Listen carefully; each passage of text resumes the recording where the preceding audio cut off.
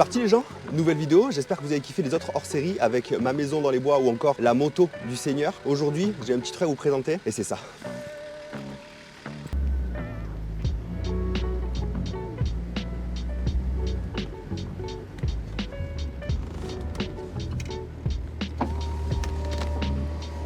Un 4x4 avec une tente sur le toit. Et voilà la bête.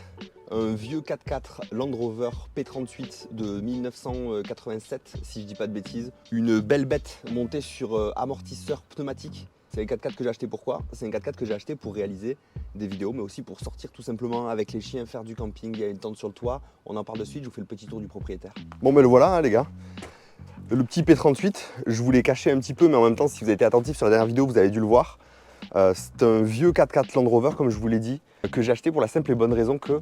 Qu'est-ce que ça fout sur le toit, ça?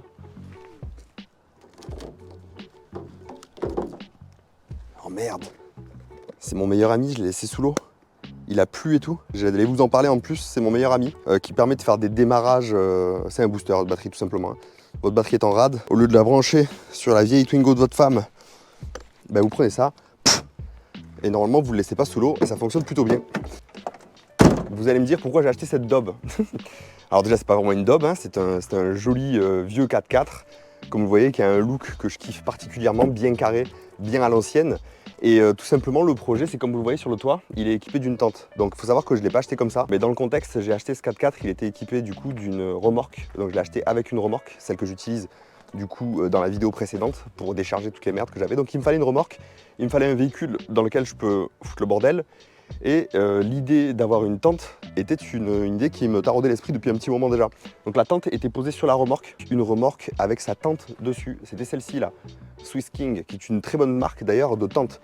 Au passage, ça coûte un bras ce truc. Et donc moi, évidemment, voulant utiliser la remorque indépendamment et ne voulant pas en fait utiliser à chaque fois une remorque pour pouvoir camper. En plus, du coup, elle était utilisée sur sa partie supérieure, donc un fond plat, on pouvait même plus la charger.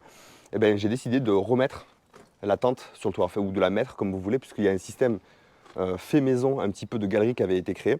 Donc j'en ai profité pour l'exploiter et poser les rails directement sur le montant principal. Donc du coup, on se retrouve avec une tente sur le toit, que je vais vous montrer évidemment.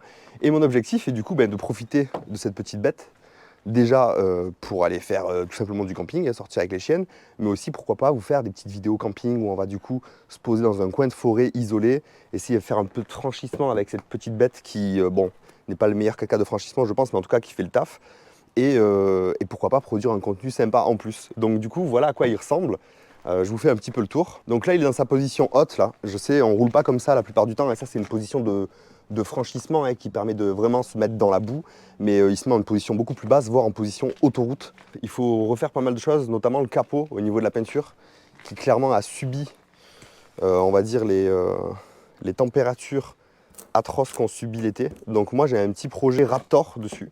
Ça pourrait être grave marrant d'essayer de se le passer en Raptor, en gardant cette couleur un petit peu sable. Je sais pas ce que vous en pensez. Si vous avez des idées, n'hésitez pas. Dites-le, un Raptor couleur sable. Sinon, l'équipement à l'intérieur est déjà fait.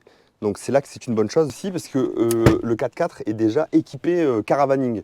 Donc ici, c'est un truc que je vais supprimer malheureusement. Hein.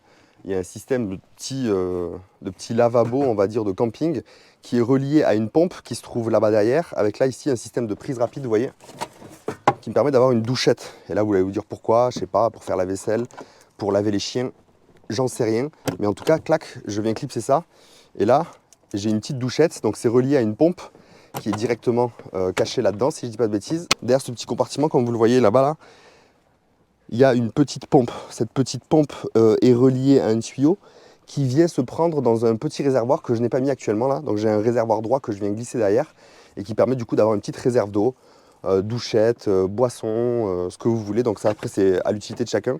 Ici il y a un petit chauffe-plat électrique aussi qui fonctionne avec du gaz. Je pense que vous connaissez un peu tout ça là, c'est une petite bonbonne de gaz qu'on vient mettre sur cette partie là et qui va nous permettre du coup d'avoir un petit chauffe-plat.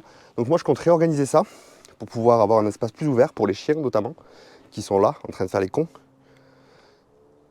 Non ça va, elles sont mignonnes en vrai. Sur la partie gauche, réservoir d'eau, pompe et système du coup de douchette, ainsi que l'évacuation d'eau de l'évier, que je pense soit modifier, soit supprimé complètement.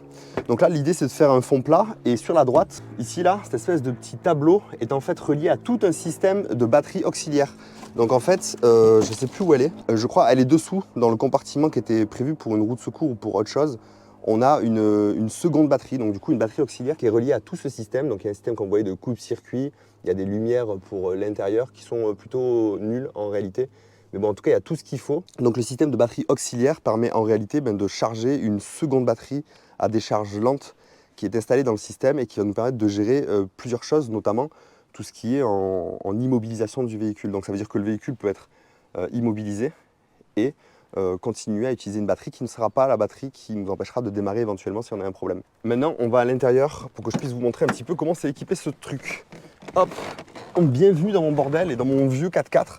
Donc comme vous le voyez, hop, on a des systèmes qui ont été rajoutés. Donc là, j'ai débranché la batterie auxiliaire. On va le faire ensemble, je vous montrerai. Ici, j'ai le voltage de la batterie auxiliaire. Et ici, j'ai les essuie-glaces. Ici, j'ai la batterie, du coup, de ma batterie principale. Ok, qui est un petit peu déchargée, ouais. Non, c'est ici la pression turbo. Ça doit être, je sais pas ce que c'est ça ici. Bref, on s'en fout. Le 4x4 a été modifié pour accueillir du coup un système d'éclairage aussi plus complexe.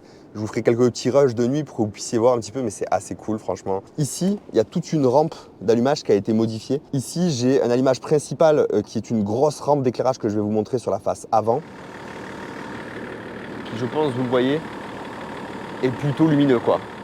Ici, double spot arrière. Alors moi, je me suis rendu compte pour des manœuvres, par exemple dans des endroits pas éclairés, dans mon chemin, dans mon jardin même. Ça, c'est excellent. Et ici, petit éclairage latéral, donc je peux les orienter comme je veux, histoire d'illuminer le devant. Du coup, on éclaire en fait 360 degrés autour du véhicule avec un éclairage qui n'a rien à voir. Il y a deux ports USB qui ont été rajoutés ici. Sur la partie centrale arrière, pareil, tout ce qu'il faut pour brancher frigo ou tout ce qui peut être auxiliaire en fait. Donc le 4x4 est bien équipé franchement. Son seul défaut, c'est que c'est un vieux 4x4 en réalité. Mais il rattrape un petit peu le truc avec l'installation de ce petit module. Comme ça se faisait beaucoup dans les anciennes voitures. En fait, en réalité, ici, j'ai le CarPlay. Pas exactement le CarPlay Apple, genre qui nous permet d'avoir la retranscription de l'écran sur cet écran. Mais au moins, je peux lier mon téléphone en Bluetooth, écouter la musique. Il y a certainement d'autres fonctionnalités que je n'aime pas d'ailleurs. Mais il y a aussi la caméra de recul. Donc le véhicule a été équipé d'une petite caméra de recul.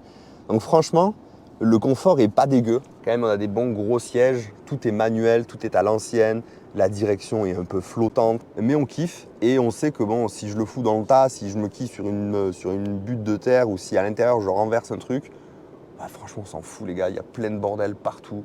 Le seul petit problème que j'ai avec ce 4x4, c'est comme je le disais, vu qu'il est vieux, déjà il faut savoir que ces Land Rover avaient un problème vraiment électronique. Électroniquement, si on se garait sous des lignes à haute tension ou si on faisait, je sais pas, n'importe quelle erreur électronique en fait pouvait subvenir et immobiliser le véhicule. Donc là, le véhicule a été désimmobilisé, c'est pour le petit côté technique, les gens. C'est-à-dire qu'en fait, tout son système de régulation électronique qui pouvait poser problème a été supprimé. Mais ça reste quand même un vieux bordel avec un vieux moteur. Là-dedans, c'est un moteur de, si je ne dis pas de bêtises, c'est un 2,5 litres TDS de BMW et il est équipé du coup d'une pompe qui permet de réguler, comme je le disais, les suspensions pneumatiques. Et en fait, le véhicule tout seul se régule en termes d'assiette tout seul. Donc du coup, ça veut dire que si je le laisse garer une semaine et demie, de temps en temps, toutes les heures, toutes les 6 heures, toutes les 4 heures, je ne sais pas, il va allumer la pompe et commencer à se réguler. La batterie est certainement un petit peu vieille et au démarrage, il pompe bien sur le démarreur. J'ai des problèmes de batterie, en gros. Donc la pompe, comme je le disais, qu'est-ce que j'ai modifié? J'ai eu quelques fuites de liquide de refroidissement, des choses comme ça, mais rien de grave. Il est temps de parler du sujet le plus important, la tente, les gars. On peut vraiment dormir là-dedans? On va vraiment partir en camping dans la forêt au milieu de nulle part et faire confiance à cette tente pour assurer le gîte et le couvert, pas sûr, mais le gîte en tout cas? On va voir ça. Maintenant, je vous montre comment est-ce que la tente se déploie sur ce magnifique 4x4 et comment ça va nous permettre de dormir n'importe où, n'importe quand, dans n'importe quelle condition, on espère sous la pluie, parce que les tentes sous la pluie, c'est vraiment le top. Je pense qu'on ne devrait dormir sous des tentes que quand il pleut. Allez, c'est parti. Alors, comment ça marche déjà cette histoire? Déjà, il faut enlever les sangles qui sont sur le dessus. Donc là, on a un système en fait qui permet de protéger la tente. Donc il y a une énorme bâche très épaisse sur le dessus. Donc évidemment, on va prendre en compte que là, je ne la déploie pas pour dormir dedans cette nuit. Ça sera dans une autre vidéo.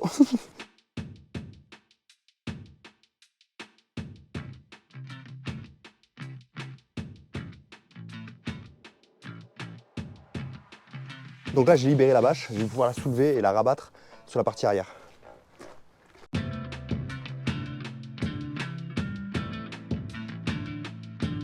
Le 4x4 il est à l'envers les gars, faut que je le regarde dans l'autre sens.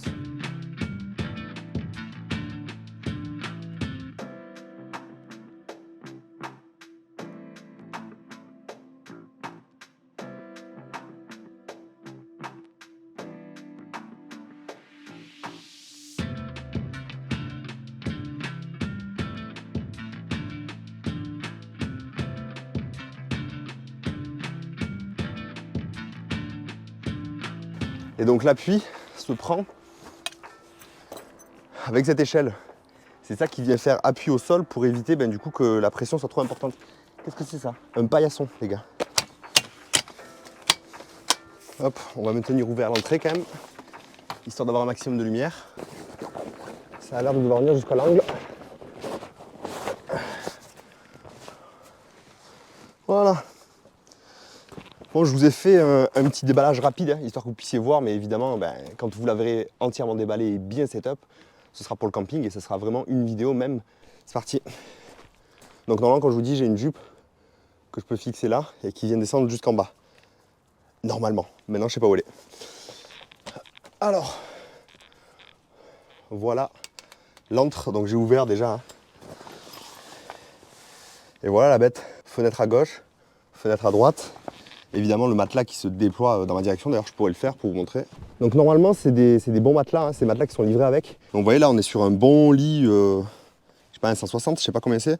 150, 160. En tout cas, un bon lit pour dormir pour 2 personnes. Très à l'aise. Avec la descente en dessous de moi. Le confort du 4x4. Comme je le disais, fenêtre en tête, fenêtre à gauche, fenêtre à droite. Évidemment, moustiquaire partout. On est sur une qualité de tente à l'intérieur. Je pense que c'est assez zinzin. Enfin, perso, j'ai jamais eu une tente comme ça, quoi. Voilà. Le tout sur le toit de mon 4x4. En mode caravaning. Alors? Non mais ça donne envie quand même les gars. Qui c'est qui valide une petite excursion camping? Je vous ai montré, maintenant il faut remballer. À mon avis c'est plus rapide à remballer qu'à déballer.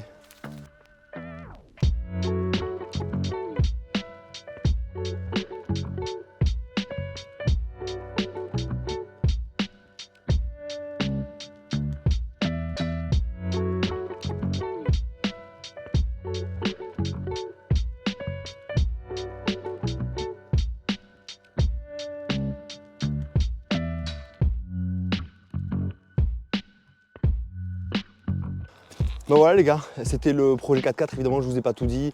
Il y a la CB à l'intérieur, plein de choses un petit peu fun comme ça.